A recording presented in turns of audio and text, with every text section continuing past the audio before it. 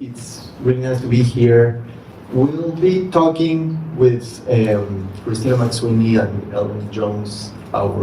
Christina translates my book. She has been translating my work for 10 years now, and she's zooming in from the UK, so hopefully we'll have her in a minute. And Bruno here just arrived from Barcelona, right? Like not so long ago. Hey, yes, in November. I spent most of my winter here, finishing my dissertation. Now I'm here enjoying the spring, so yeah, hoping to stay here for longer. Are we waiting then for the translators to connect? Could you want to talk about the book a little bit? Maybe we could start, and hopefully they will be able to join in later. How will we know if they can we join. will hear voices, and maybe somebody else would hear them. So I think in a way we are all connected through Catalonia, through Barcelona somehow. My books, I mean, I am from Mexico, I write in Spanish, and my books eventually get published in Barcelona. My publishing house is there, and my agent, and like as it has happened for many decades, I think Barcelona is one of the hubs of Latin American literature, and so a lot of our works pass through Catalonia somehow, and it's always nice to do things related to Sant Jordi, which is one of my favorite celebrations. like for those who hasn't ever been in Barcelona or in Sant Jordi, would you like to describe the energy in the city? Well, it's rich. I've only been there once during Sant Jordi, and it's just very charming. You have like all of these writers signing books all over the city, and people give you flowers, roses on the streets, and it's just like a big celebration of literature and friends and roses. And yeah, I highly recommend it. I think I was saying before that Christina and I have been working together for over 10 years now. And it's weird because maybe I've only seen her in person 3 or 4 times, but we've done a bunch of Zooms like this for different presentations over the years, which is a really strange way of knowing someone. Hi. Hi, Ellen. Hi, Christina. Can you hear us? Yeah, I can hear you. Hello, hello. Yeah. Yes. Yes, I can. We hear you and we see you. Can you see us? No. Oh wow. Okay, but this can be like a radio program, no? Radio theater. Look at each other. Amazing, fantastic. So thanks for joining in. Sorry for the technical difficulties. You know, we live in times where artificial intelligence is about to take over the world, and we still have problems with cables.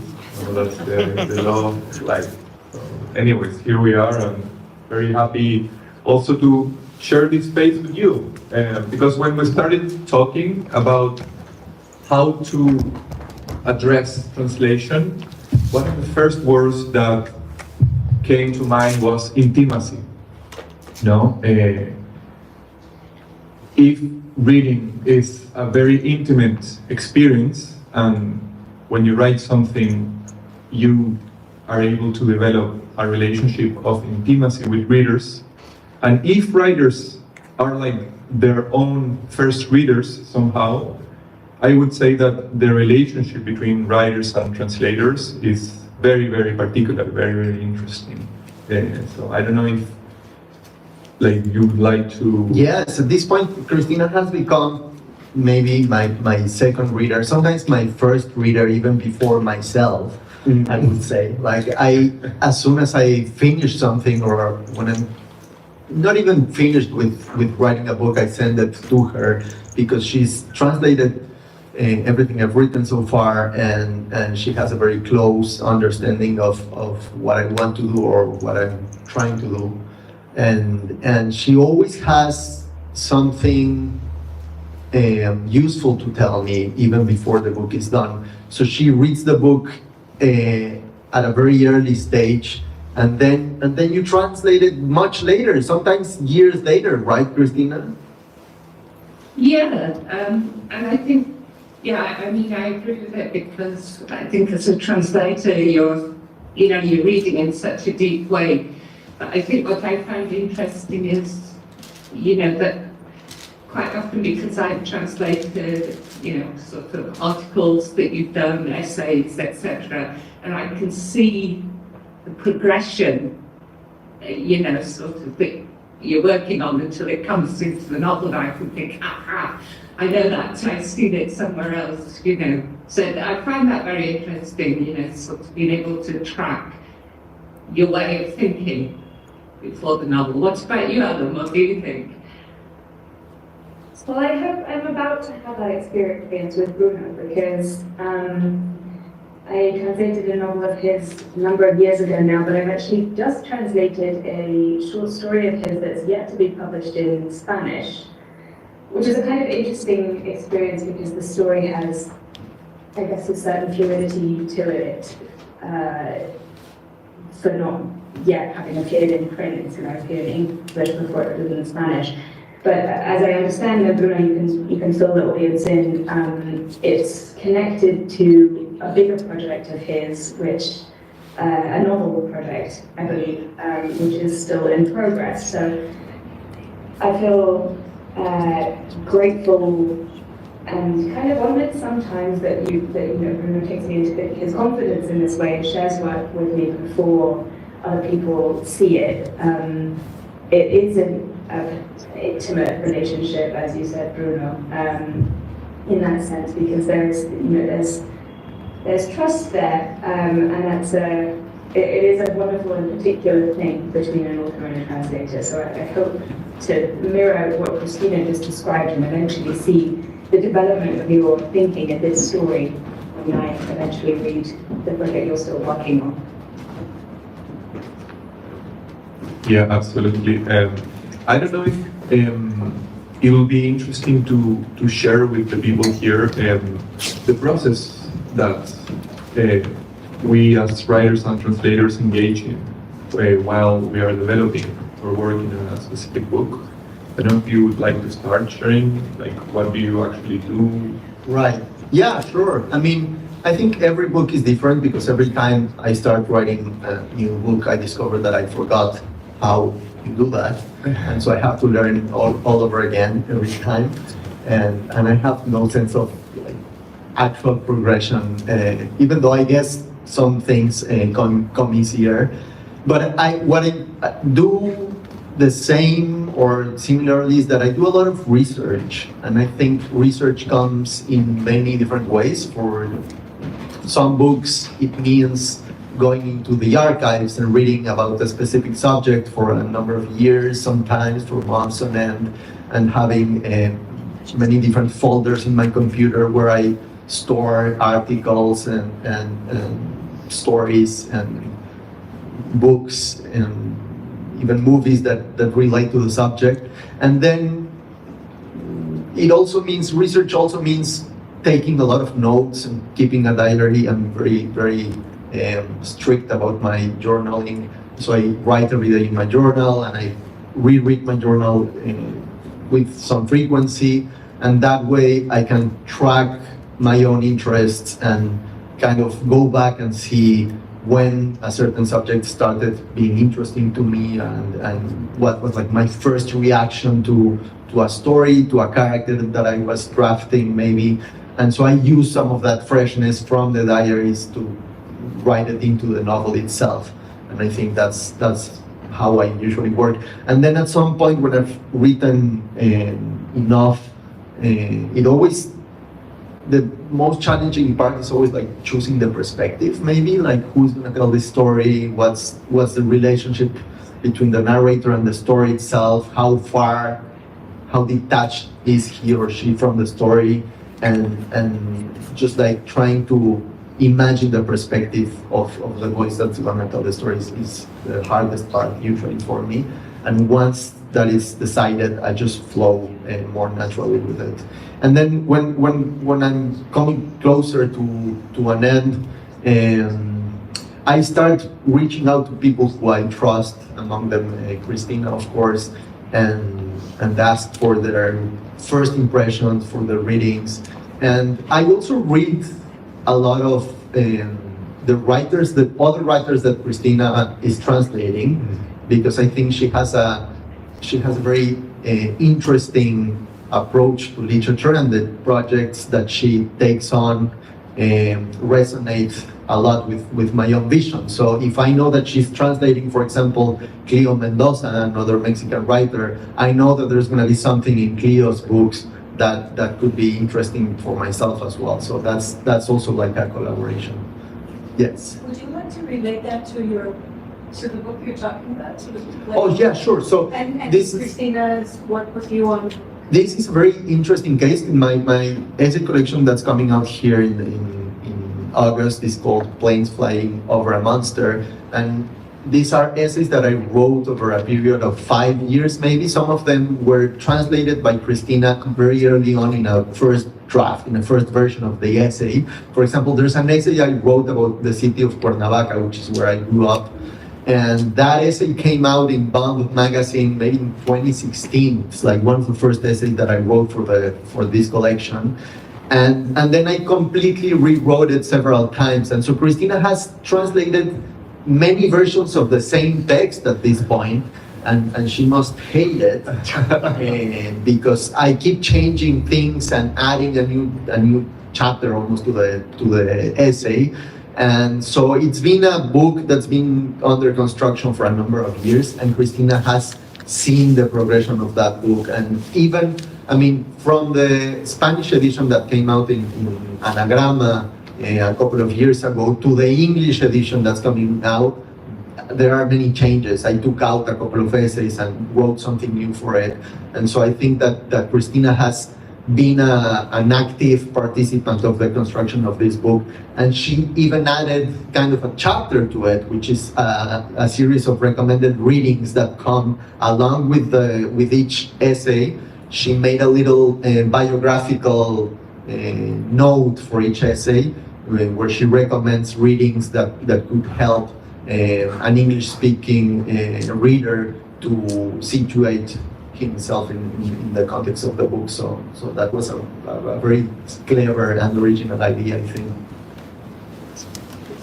I think, sort of to say, when you were talking about research that you do, Daniel, and I think, say, like doing that, sort of bibliography for each essay was my way of researching as well. And so it parallels your experience in that sort of way. I think the translation, sort of, I'm going back and researching what you've already researched and told me about in some way.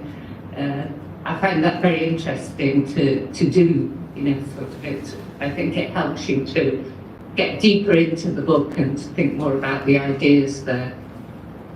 Right, and it's like almost like a never-ending chain, because some of my research comes from being a translator myself. So sometimes I'm translating something and I do research to do a translation from English or from French into Spanish, and that becomes a part of my research for writing something else. And then Christina is also collaborating with other writers in many different ways, and she's also a creator. So for me, it's very important that we are all authors in an equal sense and an equal level, working and almost like plagiarizing and phagocytating each other on the process of writing and translating. And Bruno?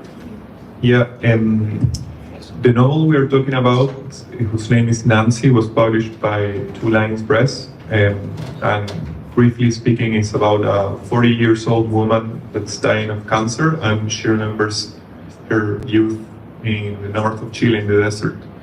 It's a novel, it's pretty oral and visual, but one of the interesting aspects of it is the orality that really guides the reader. So probably one of the most interesting aspects of the process of translation, I don't know if Ellen agrees with this, was to be able to grasp or recreate or like create out of like nowhere for English this sense of voice or orality that is in the text.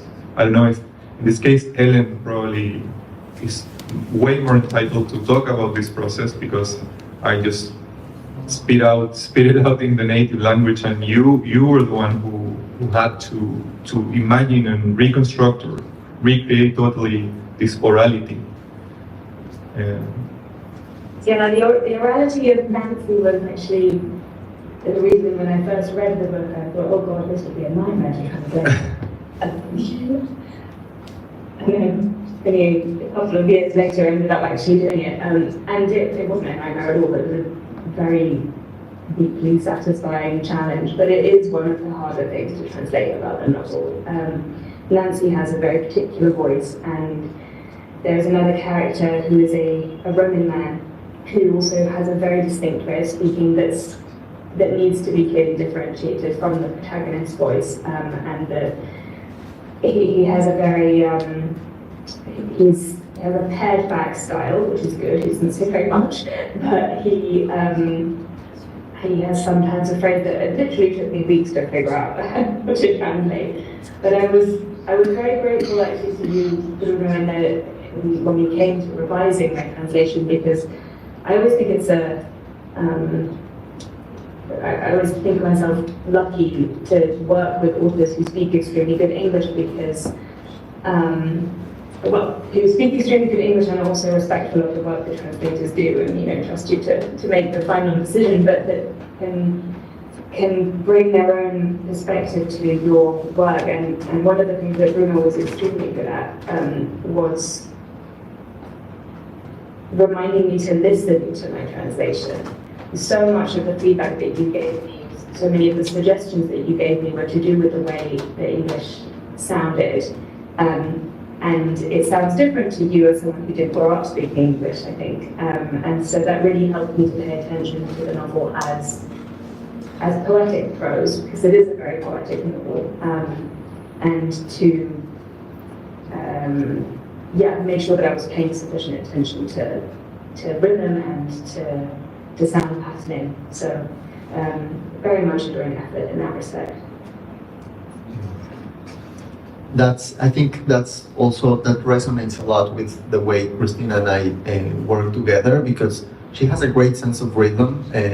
I'm sorry if I'm embarrassing you, Christina, but she actually sings amazingly. She has like a beautiful voice, and she can sing and dance like no other translator, I dare to say.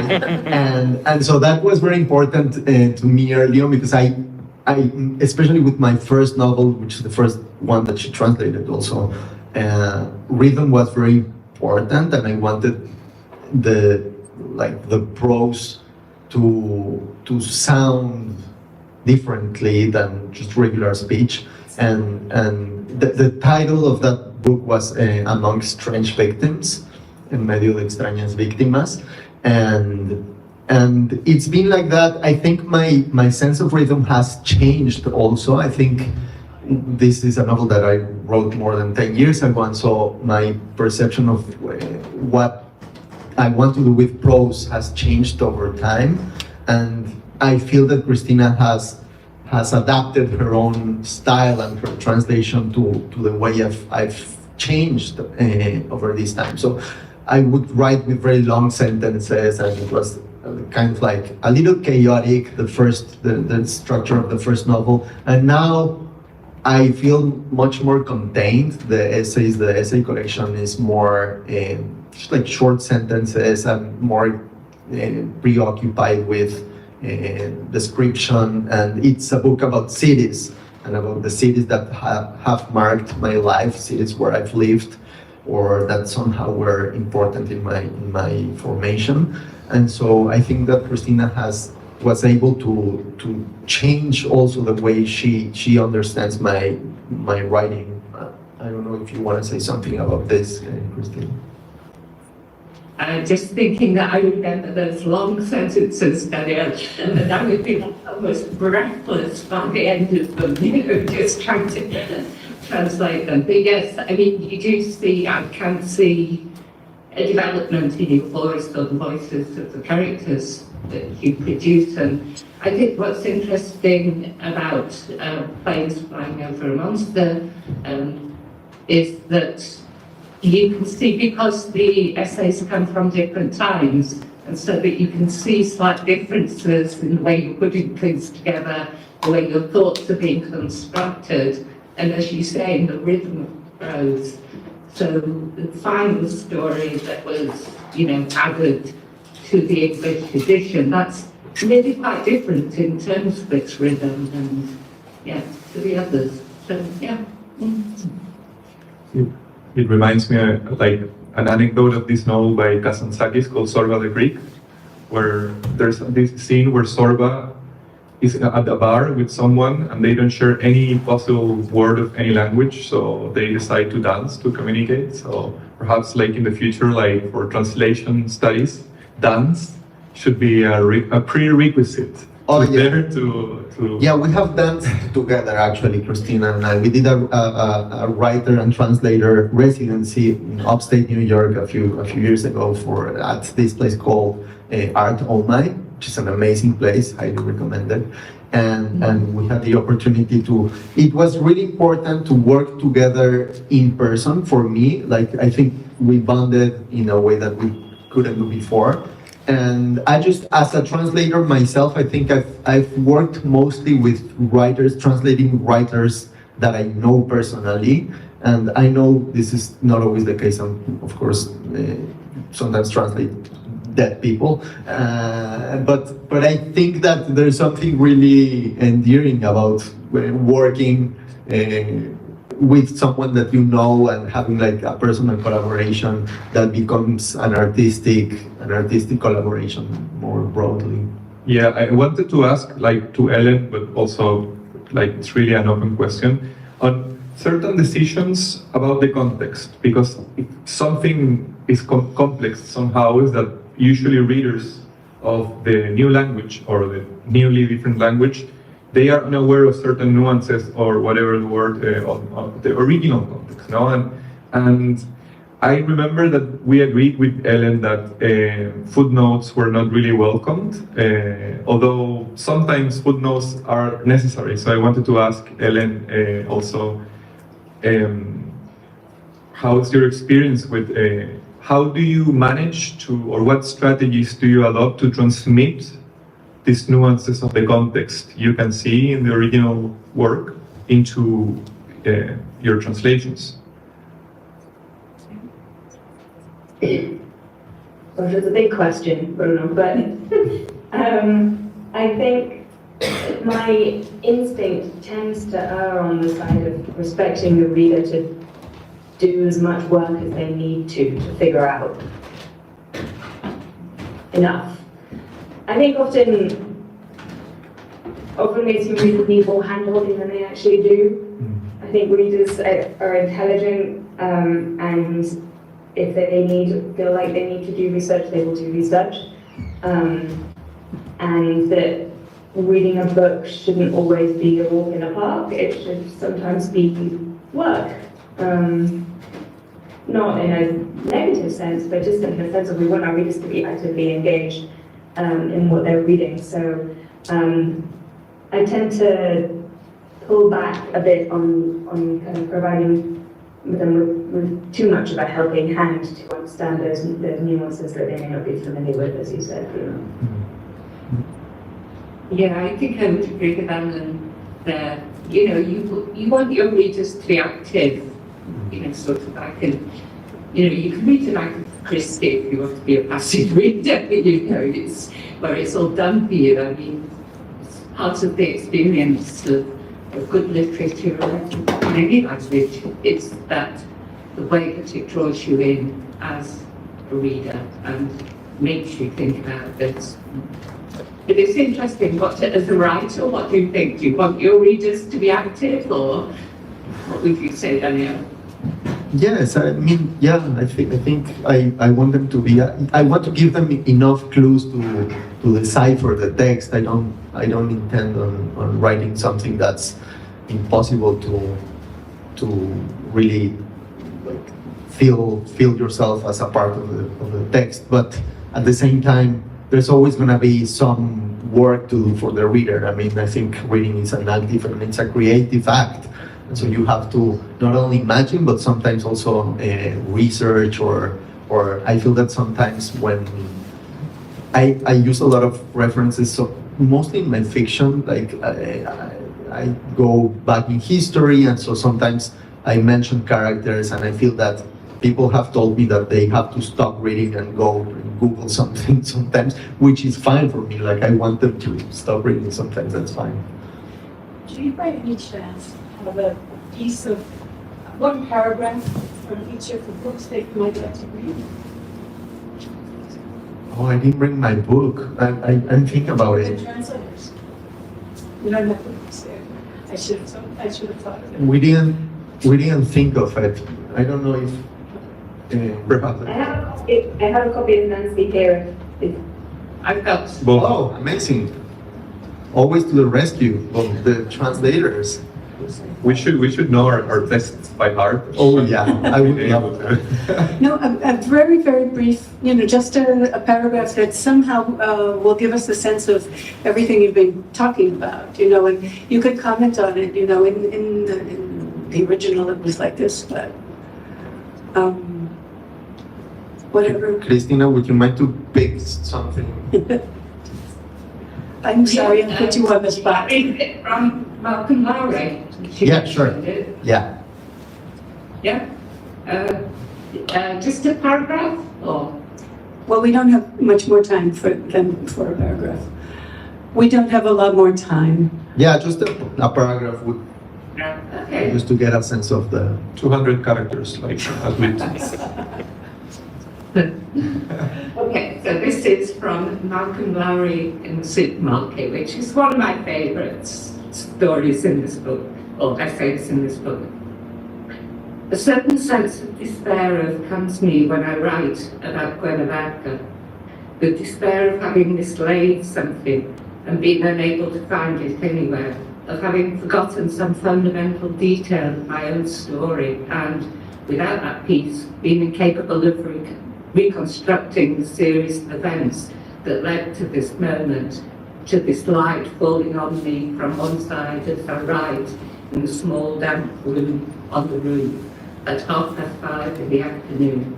It's been years since I started that search.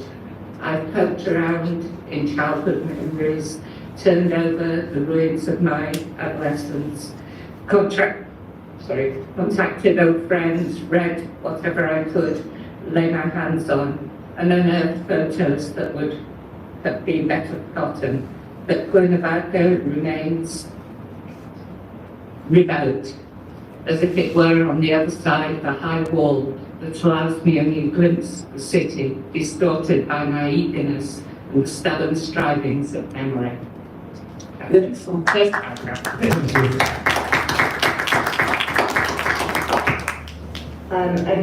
I'll read the first paragraph of Nancy as well, and I'm just going to show you the page. I don't know if anyone will be able to see this, but Bruno mentioned that it's a very visual novel. This is how it begins.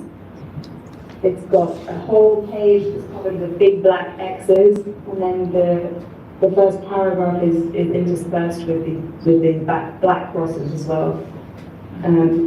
It begins, actually that's not the first page, this is the first page. It begins, and one morning the horn sounded. My eyes snapped open. I rolled over and looked at his face, that moustache of his longer than ever, those broomstick eyebrows, a perfect mask of loneliness. I gave him a long hug and just said, "They've come for me. Do you?" Papa Santo, my stately father, heaved a sigh and turned his face to the wall. I took my face and left. And so it went. That's how it ends. It's also how the novel ends. living into that world. Like an Ouroboros, the serpent that eats. Like a dragon. Like a dragon. So, do we have more time or we have to go? I think we can. Okay. But thank you so much. This is fascinating, and I'm really grateful that you brought Daniel, and I'm grateful you accepted the invitation, and that you were willing to zoom in and wait, Christina and Ellen. I'm a big fan of yours both. And thank you. I think Daniel is going to segue into... Yes, this is a two acts. And I would love to invite Brian, Robert. Thank you. Thanks, Christina and Ellen.